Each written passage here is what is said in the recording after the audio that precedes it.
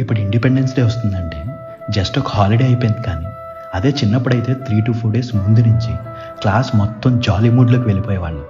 పెద్ద పని ఏంటంటే క్లాస్ని డెకరేట్ చేసుకోవడం, క్లాస్ మొత్తం డబ్బులు పోగు చేసుకుని కలర్ రిబ్బన్స్, ఫ్లాగ్స్తో క్లాస్ అంతా డెకరేట్ చేసేవాళ్ళు. టీచర్స్ ఎవరు కూడా క్లాసెస్కి వచ్చేవాళ్ళు కాదు.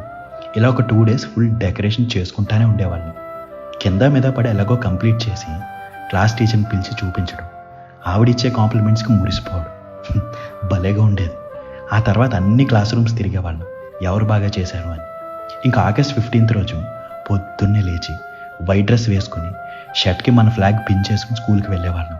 ఆ రోజు మెయిన్గా వెయిట్ చేసేది ఎందుకంటే ప్రేయర్ అయిపోయాక జనగణమన కూడా పాడేశాక లైన్లో నిలబెట్టి స్కూల్లో ఇచ్చే స్వీట్ అండ్ మిక్స్చర్ ప్యాకెట్ కోసం.